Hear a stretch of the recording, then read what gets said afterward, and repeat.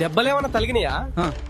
ఏంటి తమ్ముడు, మీ ఊరి రోడ్లు ఇలా ఉన్నాయి, మీకు ప్రభుత్వం నుంచి నిధులు రావట్లేదా? మాకేమీ తెలీదన్నా. ఏ నిధులు వస్తాయో మా వాళ్ళెవ్వరూ మాకు చెప్పరు. మేమెవ్వరిని ప్రశ్నించము. ప్రతి ఏడాది మీ ఊరికి కేంద్ర ప్రభుత్వం రాష్ట్ర ప్రభుత్వం అలాగే మీరు చెల్లించే ట్యాక్స్ నుంచి నిధులు వస్తాయి. ఇవన్నీ మీ ఊరి అభివృద్ధికే వినియోగించాలి. ప్రతి గ్రామానికి మొత్తం నిధుల్లో సుమారు 35% సెంట్రల్ గవర్నమెంట్ ద్వారా వస్తాయి. వీటిలో ఫైనాన్స్ గ్రాంట్స్, ఉపాధి హామీ నిధులు, సెంట్రల్ స్కీమ్ల నిధులు ఉంటాయి. ఫైనాన్స్ గ్రాంట్స్ అంటే కేంద్ర ప్రభుత్వం ప్రతి వ్యక్తికి ఏడాదికి సుమారు 700 రూపాయలు గ్రామ పంచాయతీకి ఇస్తుంది. ఒక గ్రామంలో 1000 మంది ఉంటే దాదాపు 7 లక్షలు ఆ గ్రామానికి వస్తాయి. అలాగే ఉపాధి హామీ పనుల నిధులు మరియు కేంద్ర పథకాల నిధులు కూడా వస్తాయి. అబ్బాయిలు, వీటి గురించి గ్రామ పంచాయతీలు అడగండి, గ్రామ సభల్లో ప్రశ్నించండి, అవసరమైతే ఆర్టీఐ కూడా వేయండి. మీ గ్రామాన్ని అభివృద్ధి వైపు నడిపించండి.